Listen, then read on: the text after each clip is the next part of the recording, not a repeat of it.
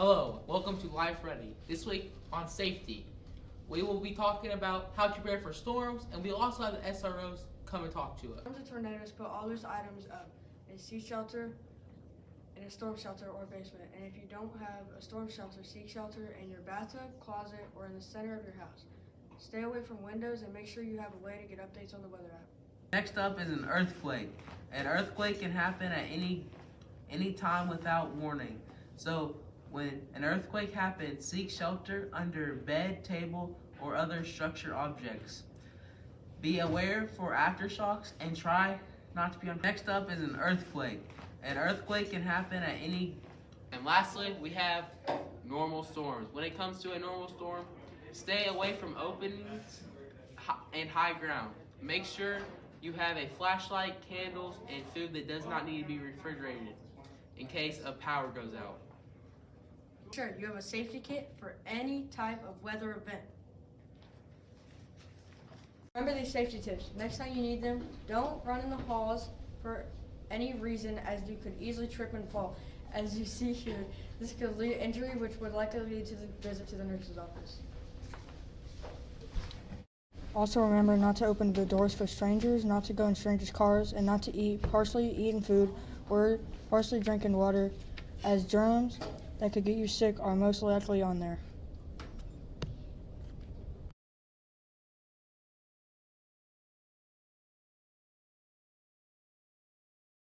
First question we have today is, what are some ways to be safe in the classroom? Ways to be safe in the classroom.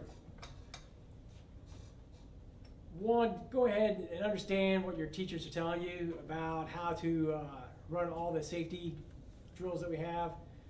So those would be what? Like just like we did in the fire drill here, stay in line and listen to what the teacher tells you. Tornado drills, Get in the go in the bathroom and get down. lockdown drills. Go in the corner where they point you to go. Away Yep. from the door and stay quiet. The other thing I would tell you, the best way to stay safe in your class is not to get on the internet and onto sites you're not supposed to be on and give information to people on the internet. So what do we always tell our kids? It's okay to look at anything you want on the internet, just don't give anybody information or don't post anything. You won't get in trouble. Isn't that what we always say to them? Yeah.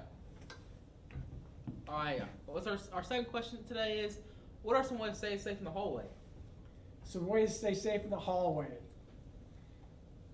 I would tell you the number one thing is, if someone is knocking at the door and you know them or don't know them and they're trying to get you to open that door, don't open that door. Because it's kind of like vampires. Yeah. You like vampire movies? No. You know, in a vampire story, the vampire can't come into your house unless you let him in. Yeah.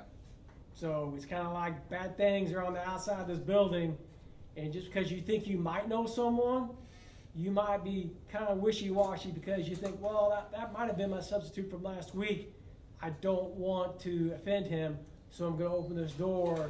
And then as he brushes past you, all of a sudden you figure out, I don't know who that guy is, and now I just let a stranger who might do harm to me and my friends inside the building. So I would say mind your own business. As much as everyone likes to be a helper, if you see someone at a door or window, point them down to the front office.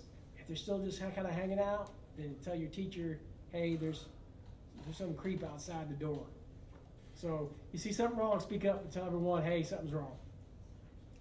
All right, and then we also have another question. What are some unsafe habits you see students around our school doing? Vape, vape, vape. That's the number one thing, over and over again.